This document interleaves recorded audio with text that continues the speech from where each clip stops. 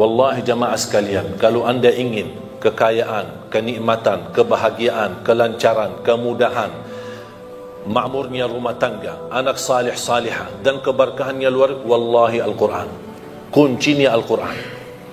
Jagalah Al-Quran, perhatikan Al-Quran, segala aktivitas Al-Quran. Sedekahnya pun untuk program Al-Quran. Di mana ada program, di misal di PT ini ada program Al-Quran, ayo dukun program Al-Quran, dukun program tahfiznya. Kenapa? Wallahi berkahnya luar biasa.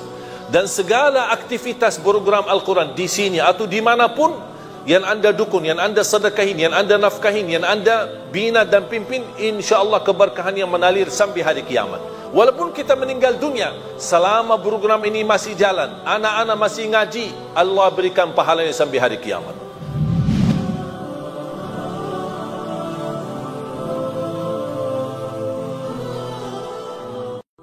Makanya saya pesan kepada jamaah sekalian, ketika anda ingin mengkhatam Al-Quran, jangan menunggu kapan khatamnya, kapan selesainya. Jangan anda suka melihat halaman belakang, tidak bakal bisa membaca dan memulai. Makanya jangan melihat berapa dan betapa atau kapan kita selesai, tapi anda fokus kapan kita mulai. Sejauh manapun, apapun langkah jauhnya, kalau kita mulai berlangkah walaupun sedikit dan sederhana, pasti akan tercapai, pasti akan sampai. Mudah-mudahan kita dimuliakan oleh Allah SWT dengan Al-Quran. Mudah-mudahan diberikan kemudahan menjadi ahlul Quran.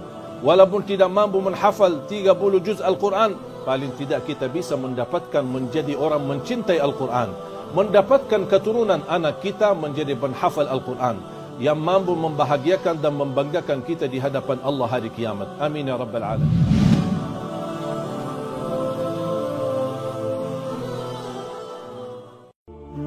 Memperhatikan Al-Quran itu sangat kemuliaannya buat kita. Karena nanti Ahlul Quran ketika masuk surga, Allah suruh baca dan naik. Baca sebagaimana kamu baca di dunia, dan naik posisimu dan darjatmu di dalam surga. Baca naik terus, baca naik sampai bersama Nabi Muhammad di darjat yang tertinggi di dalam surga Allah. Belum lagi syafaat Al-Quran, belum lagi anak penghafal Al-Quran menghadiahkan 2 mahkota untuk kedua orang tuanya, belum lagi setiap satu huruf dapat 10 kebaikan, belum lagi Al-Quran akan temani kita saat menghadapi mungkar nakir di dalam kubur. Berapa panjang balasan Al-Quran sampai ke surga, tapi diminta cuma satu, berkenan menjadikan Al-Quran teman kita di dunia. Temanilah Al-Quran, akan Al-Quran berkenan temani kita sepanjang hayat, bahkan sepanjang perjalanan kita menuju surga. Itu kemuliaan Al-Quran.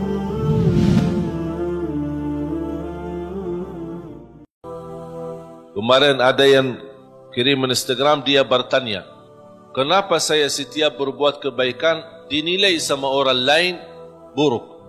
Ini riya, ini apa?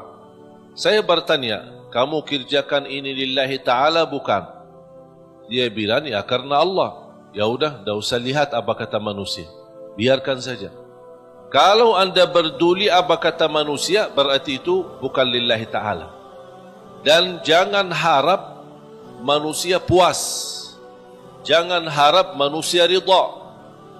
Makanya yang kita harus menjadi target buat kita adalah semata-mata apa yang kita kerjakan lillahi ta'ala. Dan itu yang disebutkan kata ikhlas. Sungguh kalau kita fokus seperti ini, insya Allah tenang hati kita. Nafsu manusia ini tergantung kebiasaan. Kalau kita misal melihat makanan enak, kalau dibiasakan makan sambil habis tambah lagi, kalau sudah terbiasa seperti ini, dia tidak akan pernah puas. Apalagi melihat menu makanannya macam-macam. Kita masuk ke salah satu tempat makanan yang sudah disediain macam-macam. Kalau kita mengikuti hawa nafsu, apalagi mengikuti pandangan mata, semuanya serba enak.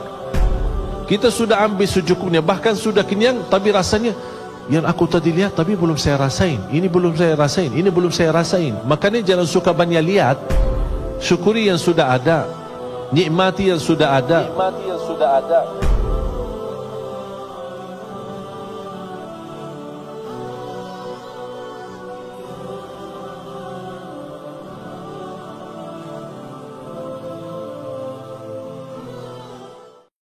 Bagaimana kita sudah keluar dari perjalanan jauh, lupa. Apa yang lupa? HP. Mutar balik, macet Jakarta. Tapi karena kita sudah merasa HP dah bisa tertinggal, kita mutar balik jauh-jauh, ambil HP terus jalan lagi. Biarpun macetnya, biarpun kita susah dalam perjalanan, tapi demi HP tidak apa-apa kita berkorban, tidak apa-apa kita berjuang. Yang sebaliknya, keinginan dan cita-cita saya mulai hari ini semuanya membawa Al-Quran. Kemana saja pergi, mau ke sekolah, di dalam tasnya ada Quran. Mau ke masjid, di dalam tasnya ada Quran.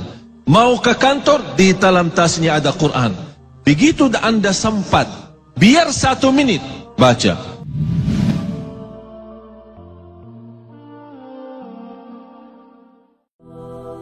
Betapa luar biasa kelembutan dalam menasihati orang lain. Ketika kita ingin menasihati seorang, jangan menasihati di depan banyak orang. Jangan membuka aibnya di depan banyak orang. Begitu luar biasa perhatian Islam dan perhatian Nabi Muhammad SAW dengan kemuliaan akhlak. Bagaimana bisa memberikan nasihat sambil kita bisa menjaga perasaan orang yang kita nasihati. Makanya jamaah sekalian, mari kita sama-sama menjaga watawasau bil haq, watawasau bis sabr, sambil kita menjaga perasaan kita bersama. Amin ya rabbal alamin. Wallahu ta'ala a'lamu bis-shawab.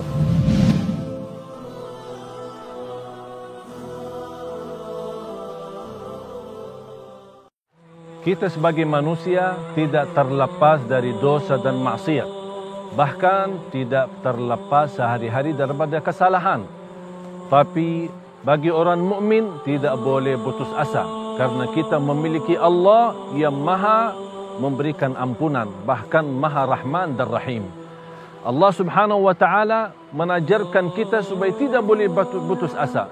Seberapapun dosa kita, sebanyak berapapun dosa kita, sebesar apapun dosa kita, masih kita punya harapan tinggi kepada Allah subhanahu wa ta'ala memohon ampun. Asal kita berkenan memohon ampun, asal kita berkenan bertaubat kepada Allah subhanahu wa ta'ala. Allah menjanjikan mengampuni segala dosa kita. Paling mudah bagi Allah ampunan dosa.